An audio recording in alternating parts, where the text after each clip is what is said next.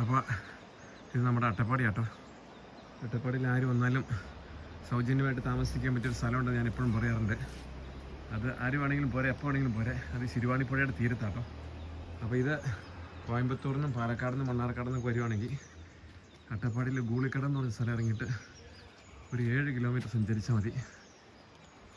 ചിറ്റൂർ നട്ട സ്ഥലത്തിൻ്റെ പേര്. അപ്പോൾ ഇപ്പോൾ നല്ല കാലാവസ്ഥയാട്ടോ അട്ടപ്പാടിയിൽ.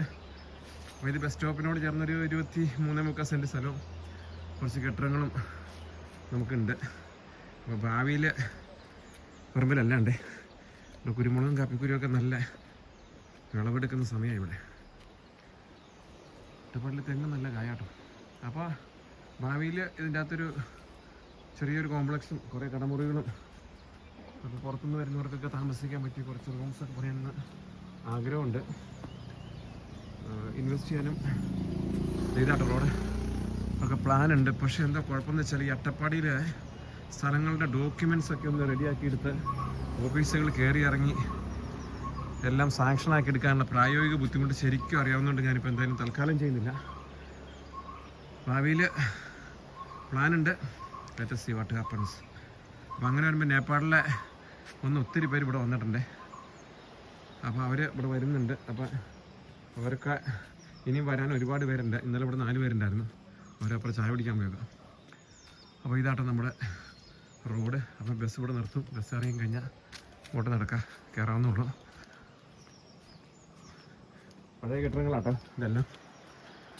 കുറേ വർഷം മുമ്പ് മേടിച്ചിട്ടതാണ്. അപ്പോൾ തൊട്ട് ഇതേ കാണുന്നതാണ് ശിരുവാണിപ്പുഴ. അപ്പോൾ ഭാവിയിൽ നമുക്ക് പ്രതീക്ഷിക്കാം ഇച്ചിരിയൊക്കെ വികസിപ്പിക്കാൻ പറ്റുമെന്നുള്ളത്. ഒരുപാട് പേര് ഈ സ്ഥലം വിലയ്ക്ക് ചോദിക്കുന്നുണ്ട്. ഇതിലിപ്പോൾ തൽക്കാലം കൊടുക്കാൻ പ്ലാനില്ല.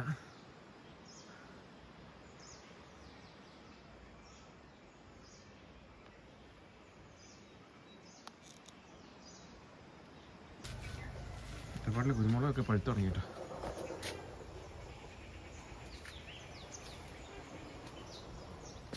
അപ്പോൾ തൊട്ടടുത്താണ് നമ്മുടെ ചിറ്റൂർ സെൻറ്റ് തോമസ് ചർച്ച്.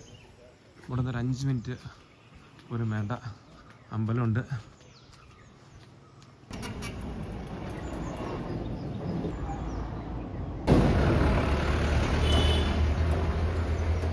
വന്നിട്ട് സൗജന്യമായിട്ട് താമസിക്കണമെന്ന് തോന്നിക്കഴിഞ്ഞാൽ വന്നിറങ്ങേണ്ട സ്ഥലം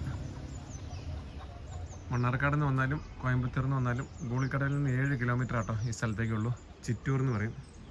അപ്പോൾ ആര് വേണമെങ്കിലും എപ്പോൾ വേണമെങ്കിലും പോരെ, നമുക്കിവിടെ താമസിക്കാം. താമസം തികച്ച് സൗജന്യം ആട്ടോ, പൈസ ഒന്നും തരേണ്ട ആരും. കാരണം ഇവിടെ കെട്ടിടങ്ങളൊക്കെ ചുമ്മാ നടക്കുവാണേ. എൻ്റെ തൊട്ടപ്പുറത്ത് വേറൊരു നല്ല കെട്ടിടം കൂടി ഉണ്ട് കേട്ടോ. അതിൻ്റെ വീഡിയോ ഞാൻ ഇട്ടേക്കാവേ. അവിടെ നിന്നൊരു ഫാമിലി ഉണ്ട്. ഇനിയിപ്പോൾ ഏപ്രിൽ മാസം വരെ ഞാൻ ഒരുപാട് പേര് ബുക്കിംഗ് ഉണ്ട്. എല്ലാം സൗജന്യം ആട്ടോ, ആരും പൈസ മേടിച്ച് ചെയ്യുന്നതാണെന്നൊന്നും വിചാരിക്കരുത്. ഇത് ഒഴുകുന്നതാണ് ഇപ്പോൾ ശിരുവാണിപ്പുഴ. അതിൻ്റെ തീരത്താണിതേ.